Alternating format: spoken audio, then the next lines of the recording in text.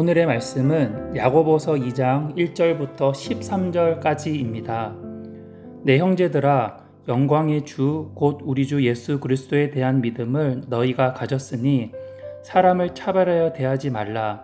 만일 너희 회당에 금가락지를 끼고 아름다운 옷을 입은 사람이 들어오고 또 남루한 옷을 입은 가난한 사람이 들어올 때에 너희가 아름다운 옷을 입은 자를 눈여겨보고 말하되 여기 좋은 자리에 앉으소서 하고 또 가난한 자에게 말하되 너는 거기 서 있든지 내 발등상 아래 앉으라 하면 너희끼리 서로 차별하며 악한 생각으로 판단하는 자가 되는 것이 아니냐.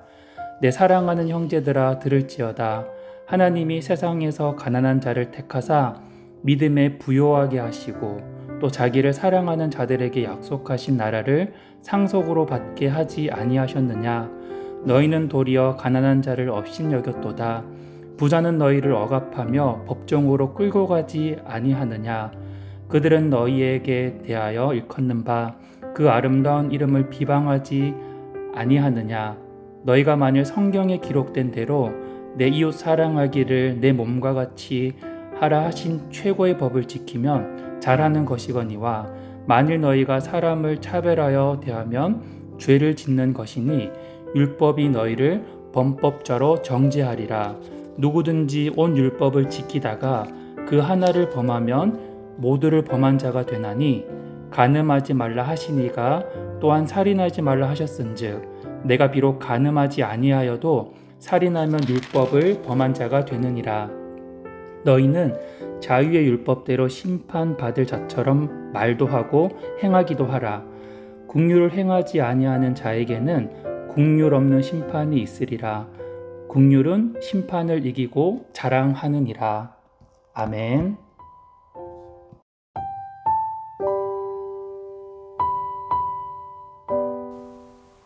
야고보가 오늘 우리에게 주는 메시지는 분명합니다.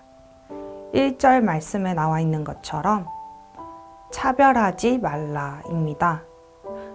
우리는 차별하지 않아야 한다는 사실에 대해서 어릴 적 도덕 시간부터 공익 광고 등에 이르기까지 수도 없이 많이 들어왔습니다. 야고보서에서 말씀하는 교회 안에서 차별하지 않아야 하는 이유는 세상이 말하는 것과 무엇이 다를까요? 그것을 오늘 함께 살펴보겠습니다. 우선 야고보는 교회 안에서 이루어지는 차별 역시 외적인 조건에 의해서 이루어진다는 사실을 지적합니다. 2절 말씀에서는 금가락지를 끼고 아름다운 옷을 입은 사람과 남루한 옷을 입은 가난한 사람이 대조됩니다. 그 두 사람이 형제들이 모인 자리인 회당에 들어올 때 형제들은 그들의 외모에 주목하게 됩니다. 그리고 부자는 좋은 자리에 앉히고 가난한 자는 자리도 주지 않으며 심지어는 발등상, 곧 발판 아래에 앉든지 하라고 하죠. 교회 안에서 일어날 수 있는 차별은 빈부에 대한 것만이 아니죠. 지식 수준에 따른 차별, 외모, 성별, 지역, 직위, 인종, 재능 등 여러 가지가 있습니다. 교회 밖에서 일어나는 모든 차별이 교회 안에서도 일어날 수 있습니다. 이런 차별을 두고 야고보는 4절 말씀에 악한 생각으로 판단하는 자가 된다고 말합니다. 4절에서 말하는 악한 생각이란 선과 악을 나누는 건강한 기준이 무너진 생각입니다. 하나님의 영광이 아닌 자신의 영광이 기준이 되고 이웃의 유익이 아닌 자신의 유익이 기준이 되어버린 것이죠. 이렇게 보면 우리의 눈은 우리를 매우 쉽게 이 죄로 인도하는 것 같습니다. 말씀을 나누거나 예배드리기 위해 모였다가도 내 눈이 잠깐이라도 화려한 것과 남루한 것을 비교하게 되는 그 순간에 우리의 판단 기준이 하나님의 영광이 아닌 나의 영광으로 바뀌어 버립니다. 조금 더 높아 보이는 그 사람에게 잘해주고 나와 가까워진다면 나까지 높아지는 것처럼 느껴지기에 편해하는 것이죠. 사람을 판단하는 것은 하나님만의 권한입니다. 그런데 자신의 영광을 추구하기 위해 이러한 하나님의 권위에 도전하는 것이 차별이고 편애입니다. 야고보는 하나님께서 악한 부자가 아닌 선한 약자의 편에 서신다는 것을 기억하라고 합니다. 물론 선한 부자도 있고 악한 약자도 있습니다.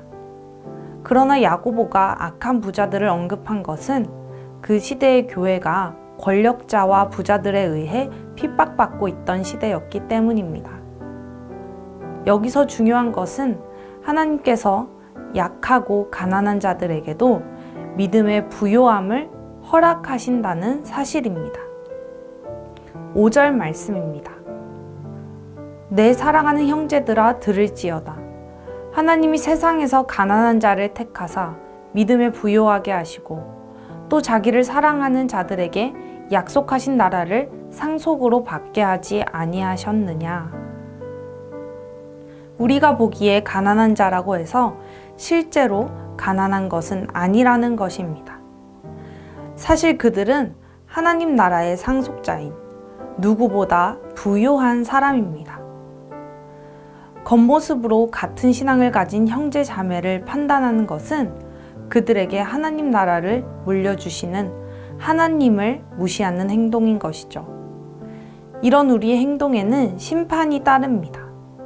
13절 말씀입니다. 긍휼을 행하지 아니하는 자에게는 긍휼 없는 심판이 있으리라. 긍휼은 심판을 이기고 자랑하느니라.